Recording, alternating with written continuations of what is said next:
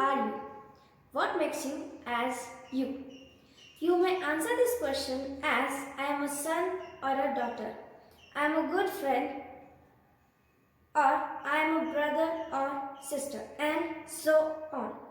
And maybe also you answer as I am an excellent person, I am excellent at my studies, or I am a successful person. You may also say that I am a kind-hearted person, I am intelligent and hardworking, right? So, my question is, where did you get these responses from? Did you read those at any book, or have you seen it any video? No, right? So where did you get those responses or answers? These responses came from your internal sense of who you are, and this sense is developed early in life and keeps developing constantly.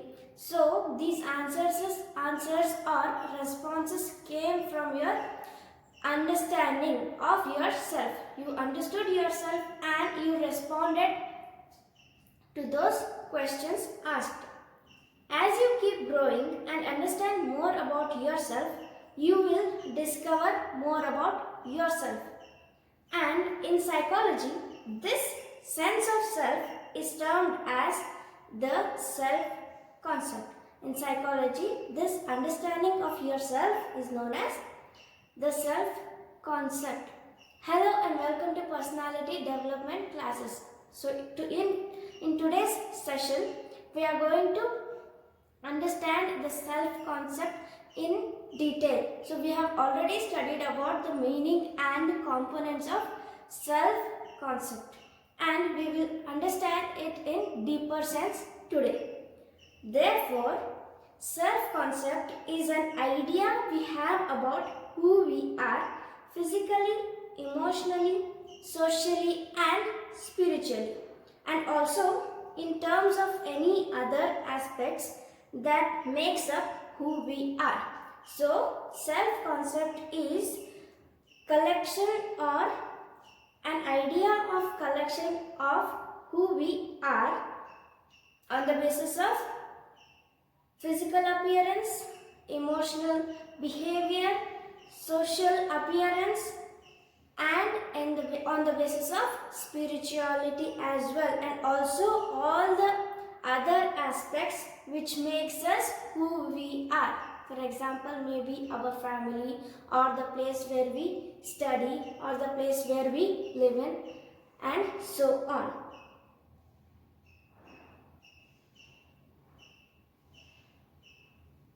We understand our self-concept as we grow based on the knowledge we have about ourselves. Therefore, overall, self-concept is the understanding about who we are and cognitive judgment about ourselves. So, self-concept is the understanding about who we are and what we are, and also the mental judgments about ourselves.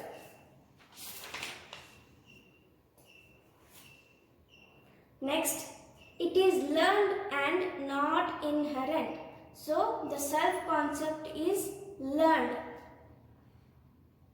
Even though it exists from the birth, but still we observe ourselves and we find out more about ourselves as we keep on growing, or as we keep on interacting with the community. Therefore, it is learned. Okay. Next, it is influenced by both biological and environmental factors.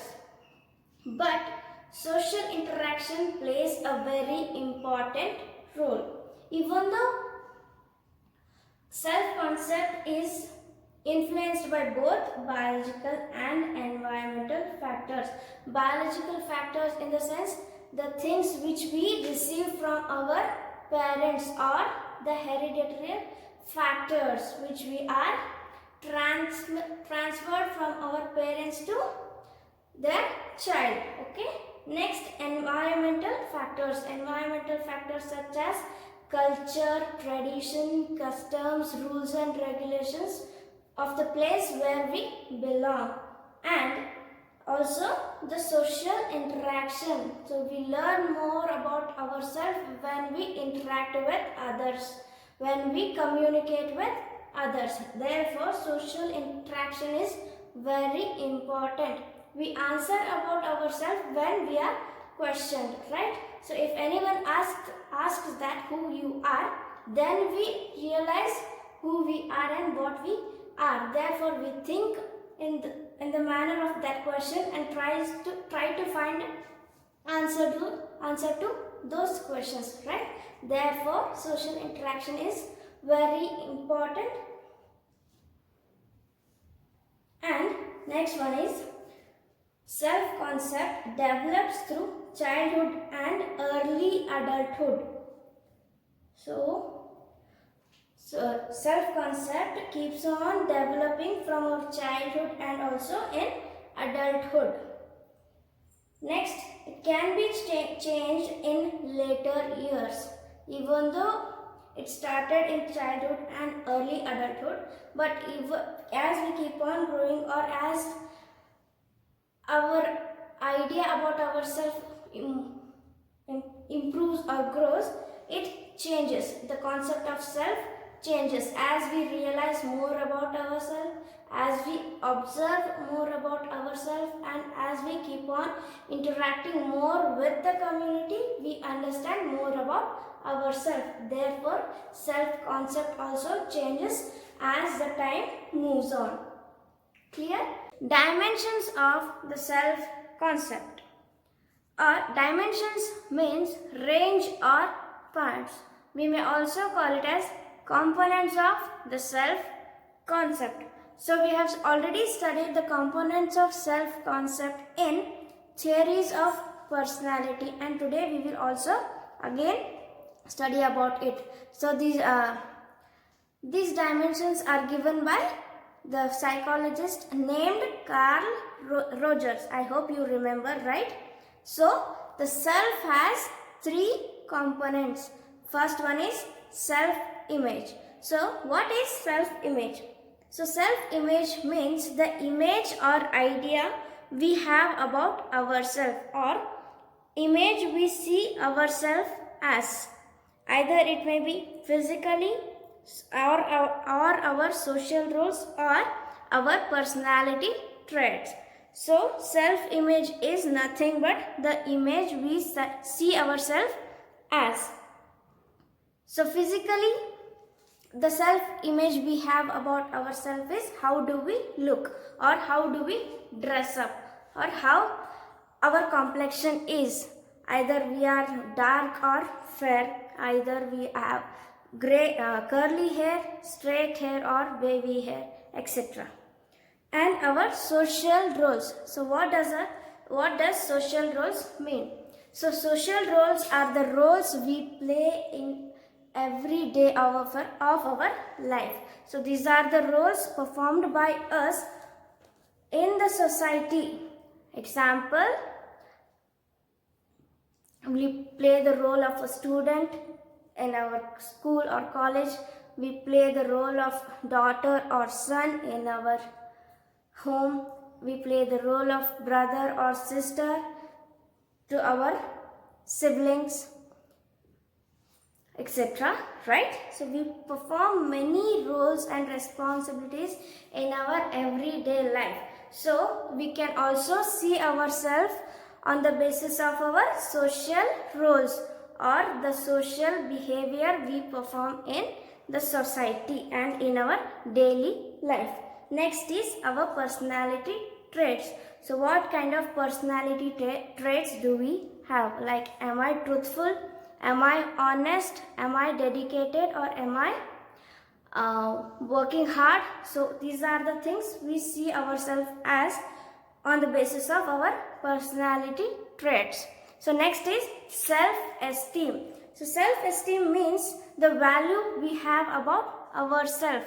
So self-esteem is our self-worth or self-value, right? So it means how we evaluate ourselves. Self-esteem is how we evaluate ourselves or how we question ourselves. We can question or evaluate ourselves on the basis of comparing us with others. We compare ourselves with others and see how we are or understand how we are. Example, if I compare myself with my classmates, I understand how I am. Maybe I am good at studies compared to my friends, or maybe I am a little weak at studies compared to my friends or my classmates, right? So example, everybody feels happy when they are when they have more value of themselves, right? Everybody feels happy. Do you feel sad when you score higher marks in your class other than more, or when you score more marks in your class, or when you come first to your school or college? No, right? You always feel happy when you are recognized as a good person or recognized as a good student. So when we see or compare ourselves with others, if we feel happy with that comparison, that is known as self-esteem. Example, I am a good student, or I have scored good marks in my exams. I have secured first place in my school or college, etc. Right? Next one is ideal self. So ideal self means what we would like to be. So at what place we want ourselves to be in next coming 10 years, or what type of career I want to achieve in my life, or what kind of career I want to pursue in my life is known as ideal self, right? So we see a good actor or a good person, or we see a celebrity or an idol person, and we wish ourselves to be like them, right? When we see Mahatma Gandhi, we wish to have those qualities in us, right? Therefore, ideal self means the qualities or the type of person we want to be or we wish to be is known as ideal self. Example, when we see our teacher teaching us when we are child, or when we go to school, we see our kind-hearted teacher who teaches us with good and kind heart and behaves well with us. We wish to be that kind of a teacher in future. So by observing other person, and if we want to be like that or be like that person, that is known as ideal self. So ideal self means where or how we want ourselves to be, or what kind of success we want to achieve in our life. Clear? Thank you.